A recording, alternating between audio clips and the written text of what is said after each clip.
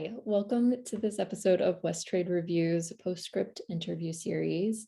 My name is Melanie Pierce, and I'm an associate fiction editor at West Trade Review. And I'm so excited to be joined today by Elizabeth Childs, whose short story, Unfiltered, will be published in our forthcoming spring 2022 print issue. Elizabeth Childs writes literary fiction tinged with all things strange, weird, and unsettling. Her short stories are published or forthcoming in The Dark, Read Magazine, West Trade Review, of course, Rock and Sling, Ponder Review, Marathon Literary Review, and the Showbear Family Circus. Her work has been nominated for a Pushcart Prize and placed as a finalist for the Tuscan Festival of Books Literary Awards, which is awesome. And I didn't know that. So congratulations, by the way.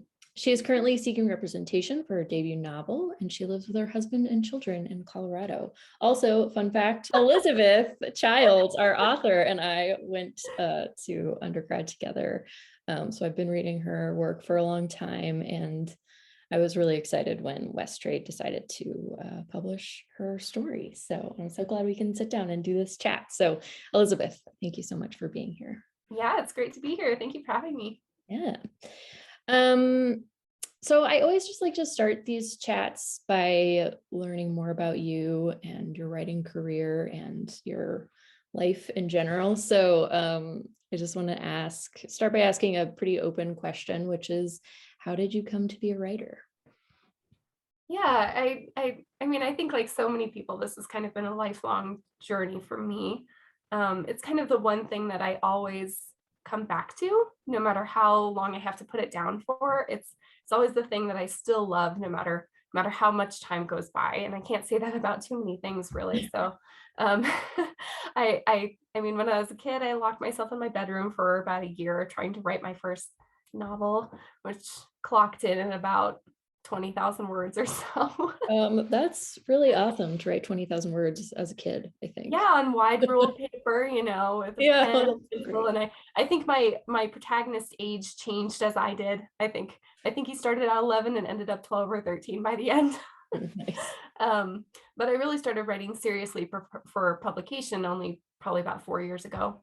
That was after I had already had 2 little kids, and I had some life experience under my belt, and I found a local artist organization that kind of sparked that creative fire again for me. And I've been mostly going strong ever since. Cool. Yeah, that's great. What's the name of your artist group in Colorado? Yeah, it's called the Anselm Society. Okay. Yeah. Cool. Just in case anyone's watching. Yeah, it's great. Cool. So yeah, you mentioned that you have children, which leads to my next question. Just what does your writing practice look like? And I know you are a mom, so you balance your creative writing with having 3 kids. And so, how do you strike that balance? I'm also wondering, I feel like I've been reading a slew of like really good books about motherhood lately that are more focused on portraying parenthood the way it really is, instead of like the glossy mother with the apron on or whatever. Not Instagram. Yeah, so like I recently read The Upstairs House and I loved that. Love that book. Yeah. And Night Bitch.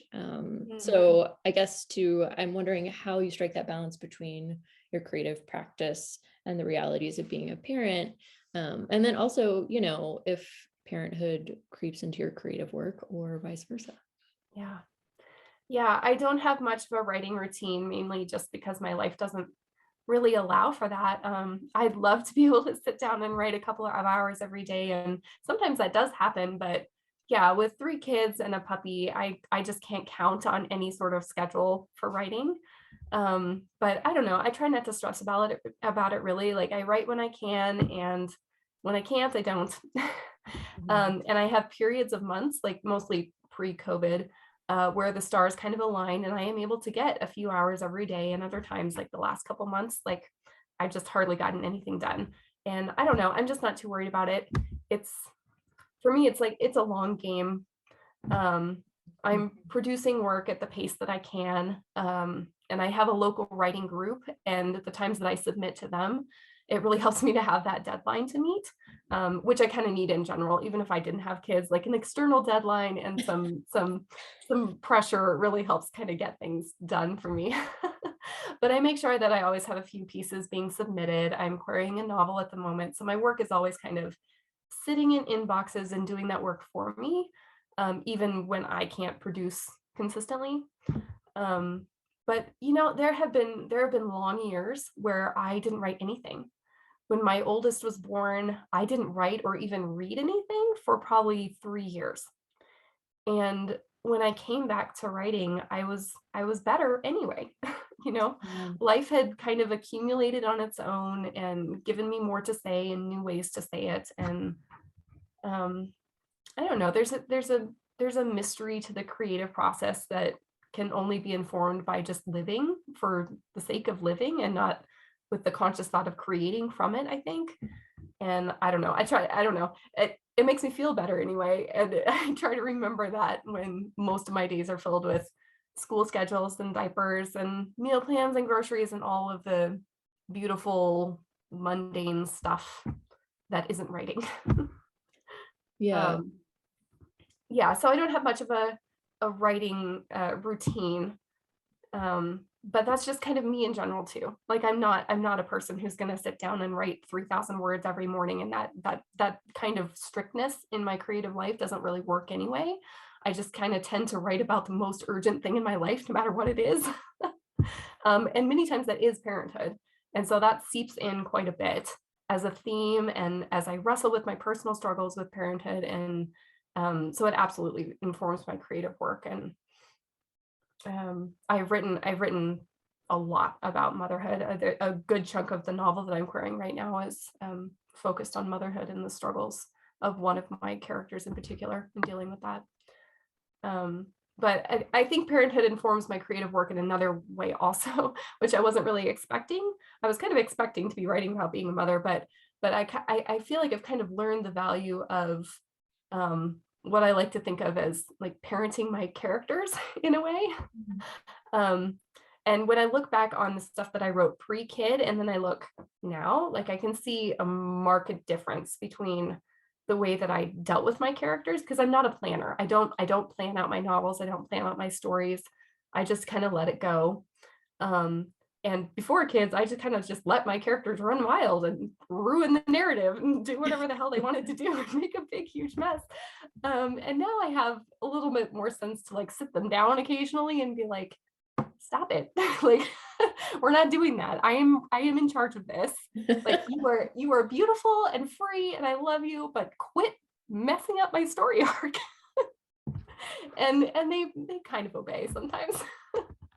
So I didn't really expect that, but it's been and I of course not saying that you need kids in order to have control over your writing, but I sure did.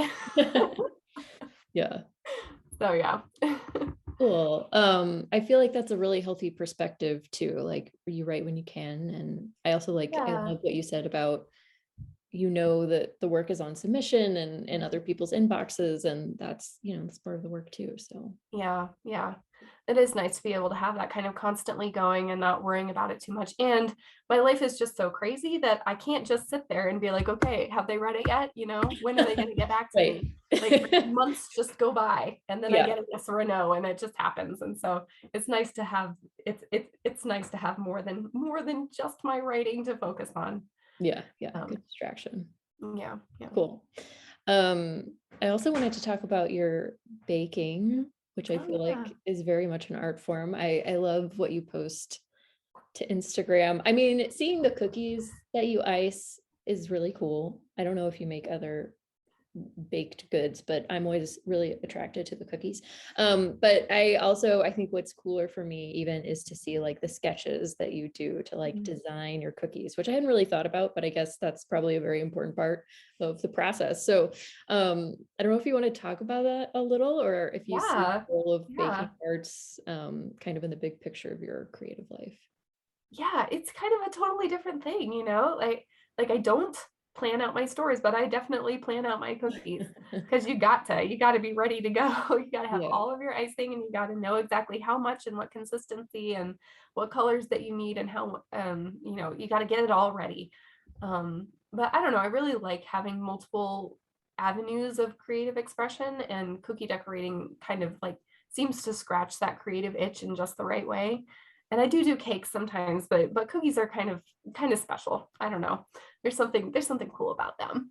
And often I'll get the urge to do it when I'm stuck on a story, or like in the middle of really tedious revisions where there's not a lot of new inspiration coming in, like if I'm just line editing or proofreading or whatever, all of a sudden, all of a sudden out of nowhere, I'll just be like, what I really need to do is make a bunch of really fancy cookies. Um, and yeah, I sketch them out. I make really detailed notes of what I need to do, and then I just go. And the planning step plus the creative freedom to like kind of see what I can and should do in the moment with the design is really, I don't know, it's really gratifying. So I kind of get the best of both worlds there. And I can have a whole project done in just a couple of days, which, compared to a novel or even a short story, it's a really nice change of pace. Um, and they're impressive. Like I wouldn't be lying if I'd be lying if I said I don't like showing them off, because I definitely do. Yeah. I mean, But it's also, especially, I don't know, it's a way I can like gift creatively to people that I love too, in a way that writing can't quite do as cleanly. Like, I don't know, nobody like really wants you to write a short story for their baby shower, no, but they really want cookies, and yeah. I can do that. Everybody wants that. So it gets that part of my brain working. And there's this technical skill as well, where you can just put on music and zone out, and I can just let my hands go and do the work. And I don't know, I can always tell if I'm creatively blocked if suddenly I'm just like, okay, I just got to make a bunch of cookies. So it is good for me, and it helps my writing. That makes total sense to me. In grad school, I started doing cross stitch, which is so funny. Like I did that as a kid because, I read that some Victorian governess or something was doing embroidery, in a novel. And I was like, Of well, course, I don't of know if I course. can do that, but I can do cross stitch. And then I was like, this is boring as shit. And so I stopped. And then I totally, yeah, went back to it when writing dominated my life because, yeah, it's just really nice to see the results of your work like in real time and be like, Yes. yeah, I made this and this is a few hours of work and I can measure it in a number of stitches. Mhm. Yeah, so that totally makes sense to me. I feel like that is a big part of why I'm a runner now too, is because I can like track my progress, in a way that you Oh can't yeah. when you're writing. Yeah. I need to give running another try. I tried really hard one time, ran a mile, and then I quit. I Yeah, need to go I again. mean, it's not for everyone, but I love it. So I don't Oh, I'm glad to hear that. know. But I could never, I'm not skilled enough to make cookies. So, something for everyone. Yeah. Cool. Okay. So I want to kind of shift to talking about your piece, which again is called Unfiltered. So I just want to give our viewers a quick summary of the story before we start talking about it. Unfiltered is about Ronnie and Bonnie, two Instagram influencers who are strangers to each other in real life. But after Ronnie drunkenly posts a jokey photo about Bonnie to his Instagram, find their followers expecting them to fall in love. Ronnie and Bonnie start a fake relationship for the fans, culminating in a romantic getaway to Greece, complete with separate hotel rooms and an entourage of professional photographers. But when Bonnie is as authentic and trusting in person as she presents herself online, Ronnie is forced to confront the fragile scaffolding of his life and concept of self. So I really love this story, and I'm glad that we get to talk about it. Um, I always, I'm really into talking to writers about process. So I want to ask you to kind of give us a play-by-play of your process writing this story. So what was the seed of Unfiltered and how did it expand from there? I feel like there are so many good characters and scenes and, visual images in this story. So I can see a lot of different things might have been the seed, but also you just cover so much ground, I think, thematically. This is about influencer culture and travel and gender identity and our, public image. versus our private life, which we can all relate to, even if we're not Instagram influencers. So yeah, talk to us about your process. Yeah. So this story really came together pretty quickly. I had just come off of about 6 months of novel revisions and another short story that was really difficult to wrestle into shape for whatever reason. And so all of that hard work, like after all of that was done on those long projects, this one just kind of arrived almost fully formed. Mm. And that does not normally happen to me. Like normally I need at least a couple drafts of a short story to really get a handle on the characters and the voice. And I almost always write in first person. So the voice is really, really important. Like if I'm not in love with the voice I'm using, I just quit. And that normally takes a while for me to get locked in, but this one was just not that way. Like um the inspiration for the story really was the very beginning of the very first scene, the first two lines. Even they made it through from the very first rough draft all the way to the end, where they the very first two lines are, think the world filtered blue, think curtains billowing inward full of ocean air.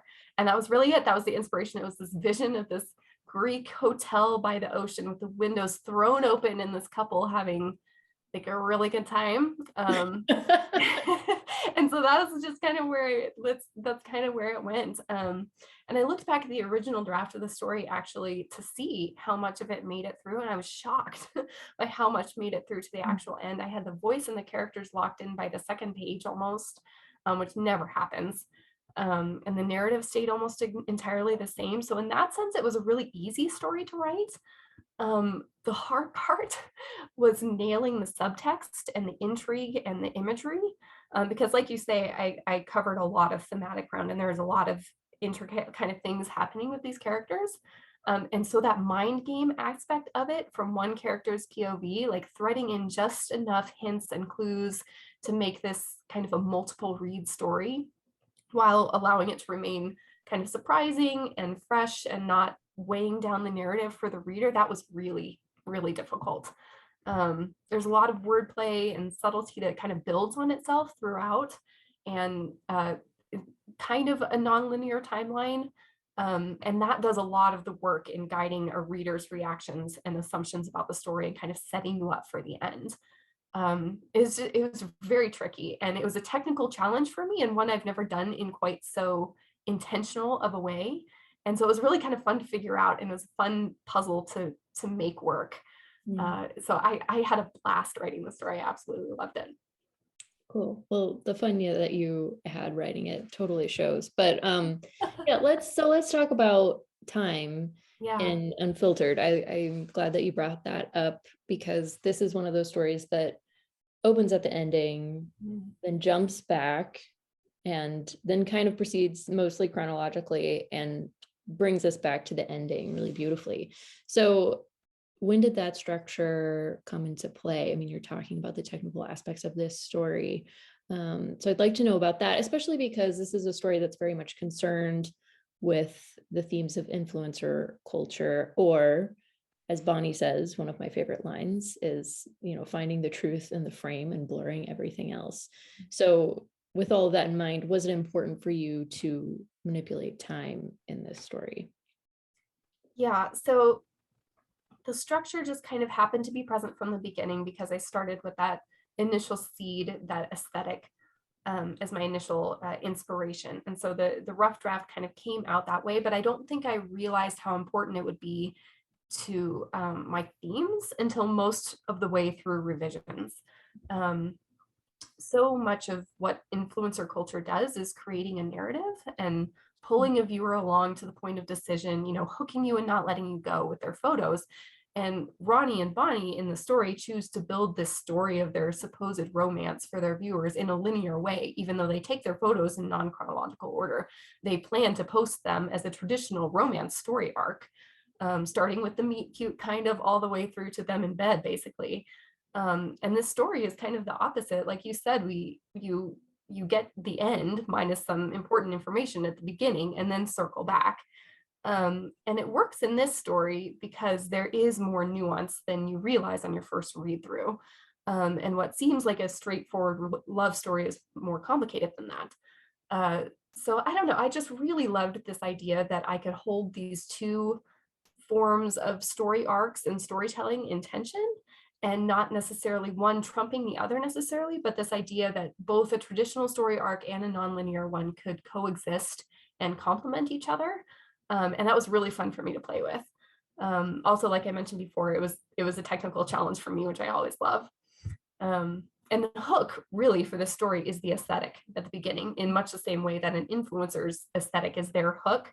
So I wanted that to carry through very strongly from the very, very beginning all the way to the end.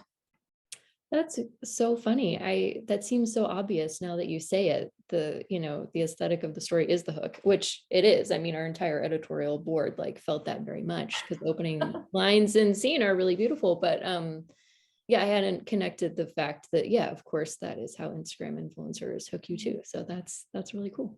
Yeah. Great. Okay, another kind of loosely related to process question. I want to know the research that you did for this. Your two main characters are Instagram influencers, right? Which I personally know nothing about, which made this story all the more entertaining for me to read. And then also the characters get to travel to Greece. And I'll admit that when I read this story, I was a little jealous of them because they're just like, on a whim going to Greece, like no big deal, no concerns, no COVID tests, no like 24-hour waiting period, like nothing. Anyway, so I guess I'm just wondering how much research you had to do for this piece.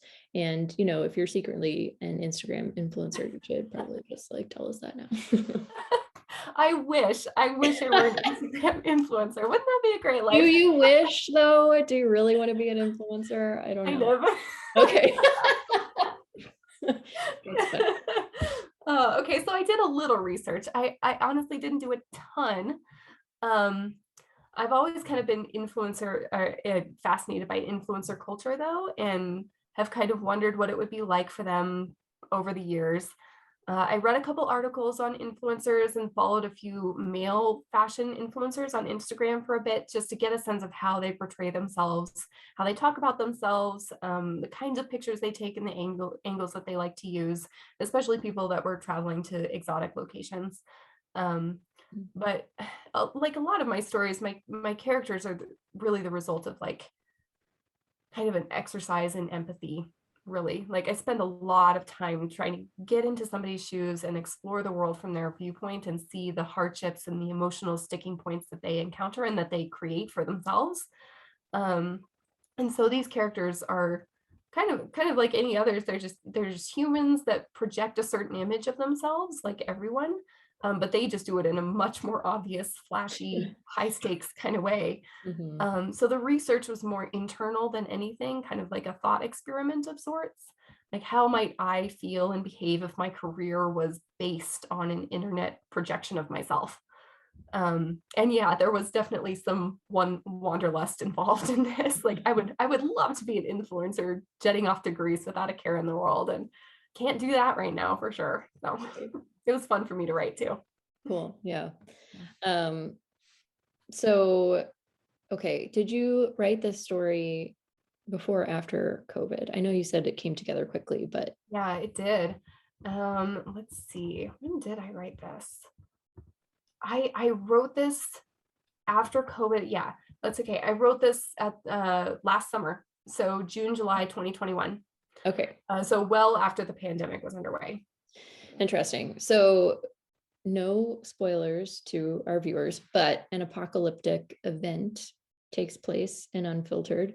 One of the things I love about this story too is it just is kind of like almost casually mentioned. Like it's a very small part of the story, but there is something that happens. So, given the pandemic and the sometimes apocalyptic vibe of the past few years, I'm just curious about your decision to include an apocalypse of sorts. It's not COVID, but so you wrote that part of the story before COVID after COVID began. So what are your thoughts on writing about the apocalypse? And can you talk about your intention behind building this apocalyptic event into your plot? Yes. So yeah, I didn't do it on purpose during my initial drafts. I kind of just went where the story took me, which happened to be post-apocalyptic. I'm sure that the pandemic informed that in a subconscious way, but it also seemed kind of like the perfect thing to throw at my influencers and a Mhm. way to push them toward deeper truth and toward each other, like a world where their curative selves might not exist anymore. Like that's an Right. influencer's worst nightmare, really, Mhm. you know. Um, but like you said, it is a kind of a small part of the story. Like, and I think part of the beauty or the thing that I love about this story is that the apocalyptic event is really just a backdrop for the Mm. human story and their love story. Like the story ends within hours of this event having occurred. And the characters and the readers still don't really know what's happened. So Mhm. Ronnie and Bonnie have to make decisions that have potentially long-term consequences for them based on incomplete information. Um, and that doesn't feel that different from the way that we are Mhm. kind of living through the pandemic. You know, I think over the last 2+ years, if anything has become clear, it's that human stories are always at the forefront.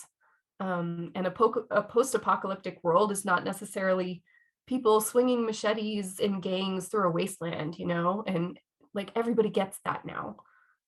It's just people still trying to live and love against a backdrop of disaster with incomplete information and uncertainty in the future.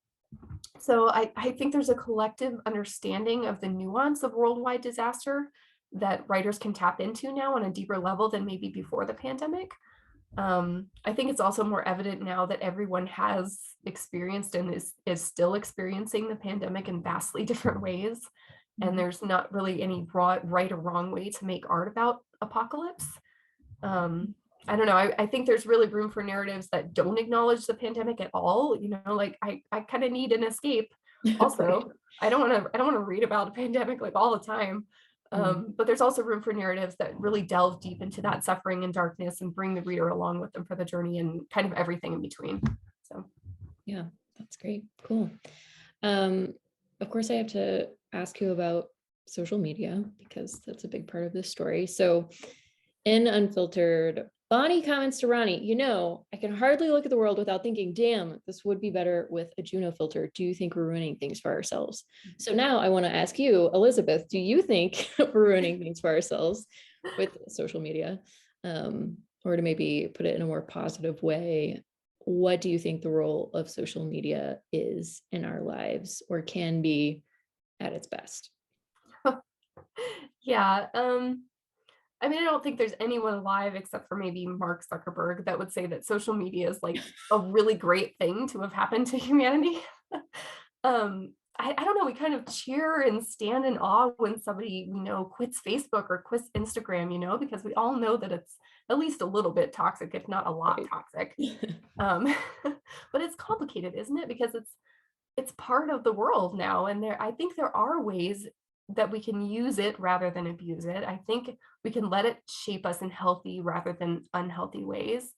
Um, and I don't know, I feel like we could probably debate all day the nuances of our personal responsibility in controlling what we allow in our feeds versus the responsibility of influencers and social media companies in creating content and setting an algorithm that kind of leads us directly towards the least healthy version of ourselves. But at best, and maybe this isn't very great, I don't know. I think social media is an avenue for storytelling. It's a place where the line between fiction and nonfiction is inherently blurred. And that can be really beautiful, but it can also be dangerous. It's a kind of knife edge between real and not real that writers and artists are always playing with. And we create these narratives for ourselves and for others that we wish were real, and we create the best version of ourselves, perhaps out of shame or fear or genuine aspiration or hope to inspire others. But it's a fantasy. It's a cropped and edited reality, and no matter who you are, we're susceptible to the game that we're playing and the game that's being played with us, um, because we want to fall for it. You know, we want to be swept away in the narrative, and is that the best it can do for us? Like an escape from reality? You know, maybe. Um, but I don't know. I think there's something that artists and writers can learn about storytelling from social media at the very least. How to cut some words out of your tweet, for example, is great exercise. Right. Exactly. Yeah. I mean, I jest, but also like I'm yeah, serious as well. Yeah, great. I also feel like, sometimes if I'm having a hard time feeling excited about a new opportunity or an accomplishment, I'll write a tweet about it. And I don't, I'm not proud of admitting this, like, but the validation and the affirmation that you get from people online, it's like, oh yeah, this is something I should be excited about. Yeah. It It's does. nice to be able to throw something out to total strangers and have them appreciate it, And have them really. heart your little good news, Yeah. Exactly, exactly. Even if your story is getting rejections, you can tweet about it. Yep, that's true. Yeah. It's Make a true. joke out of your pain. Mhm. So there are a lot of great lines in this story. Um, and I just am wondering what your favorite line is. What's the Mm, line that you're maybe the most proud of? yeah. So my favorite line is pretty near the end, and it's kind of after all has been revealed and in the moment before any decisions have been made. Ronnie is kind of observing himself and his emotional state, and he says, "There is a vacuum of feeling within me, and unedited existing in the moment of real things." Um, and I love the poetry of it, but I also think it captures the themes that I'm trying to get at, like what is left for an influencer or any of us in an unedited existence in moments of real things, like what do we feel in those real moments? Often for a moment, it's just a vacuum, it's nothing. Which I think there's something beautiful in that also in itself, like nothing curated or cleaned up, just an existing in that bit of empty space, and the deep breath you take before making a decision. So Great. Well, thank you for all of that insight into your welcome. story. Can you read from Unfiltered for I us? can. I can. All right. I'm really just going to read the first few sections and we'll see how it goes. Think the world filtered blue. Think curtains billowing inward, full of ocean air. Bonnie is a woman who can never be still, always twisting away from the light toward a better angle. In the moonlight, near midnight, her skin is silver toned. Tonight we see each other in slate and steel blue, a palette that never proved very engaging online. Our followers always liked oversaturation, bright hues, crisp lines, black blacks, and white whites. Only days before, we hunted for the perfect shade of ocean teal for the selfies we took in the sand. We waited for the sunlight to catch the short curls in my hair, the long, loose waves in hers, the contours of our bodies. We touched only when necessary. But tonight, in the dark, I run my hands along the backs of her thighs, open and in. I am myself now. In natural light, I cannot deny the truth she found in me. Perhaps she is also more herself than ever. I hope for her sake that's true. I am lost in the pressure, in the gasping breaths that stick in our throats. We are young. We are well oiled. After we order room service by poking our heads into the hall and yelling, then cancel it the same way, we are happy to be alone for once, enveloped in our own sounds. Without our hunger, the world would be silent. In the morning, we will eat the rest of our cheese plate and fruit, room temperature, and drink the rest of the ouzo from tonight, also warm. But tonight, a chill lingers in both, and we slip slices of buttery Graviera cheese into each other's mouths and drown our truths in strong drink, though we only have this one bottle, which is far less than we need. We keep the lights off, not out of shyness or respect for the moon, but because the light switches don't work anymore, and because we don't want to see our secrets fully just yet, even if we could. Once Bonnie is asleep, I pull my gaze from our clothing heaped on the floor. In the morning, we will have to don those outfits again, my sandy swim trunks, Bonnie's flowy skirt, and face a grayer world in clothes not made for it. The horizon is lightening. In the morning, our phones will still be dead, every electronic thing still destroyed. Perhaps it is just here in this unfamiliar country far from our homes, but how can we know? It could be the whole world. For now, the sheets wrap around Bonnie's legs like a mermaid tail. She is a mermaid who has lost her shells. Oops. 2 days ago, at our morning photo session, she knocked on my hotel door and said while walking in, "Think that window at an angle with me wrapped in the curtains? Oh my God, with a Rio filter? Love." I hated that I understood every word, and I hated that she knew I would. We spent 3 days before the blackout scouting locations for photo shoots, picking each other's outfits, and yelling at our photographers to stop getting footprints all over the white green Greek beaches. We want to look like we're the only people in the world, okay? Bonnie said. She shook out her hair to catch the wind. I bit a forgotten tag off my new Louis Vuitton shirt. We were tanned, oiled, make-upped, and lightly mussed. Would we have made it all the way without the blackout, into each other's arms for longer than the length of a photograph, instead of all our dress up and make-believe? This whole thing is my doing. I started it 2 months ago. I'd been an Instagram influencer for 4 years. Bonnie was new on the scene. I'd been the long Ron so long I once answered the phone with that name. She chose the real Bonnie Clyde 98. So many people had thought of that before her, she had to add her birth year at the end. Part of me hated her immediately. From 2,000 to 2 million followers in 3 months. 3 months. It took me years of scheming and positioning and flat out work to get that kind of following. She seemingly stumbled into fame. There was one post that sealed it for her. She's in a bright yellow bathing suit with cutouts on the sides. She's lying on the floor of her bedroom or somewhere, a Native American print rug beneath her, red and black.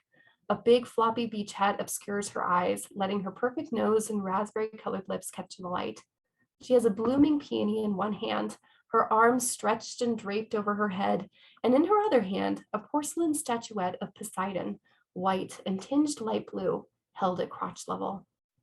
Who knows what caught the attention of everyone everywhere, besides the laughable sexual innuendo of fragile sea god equals dick.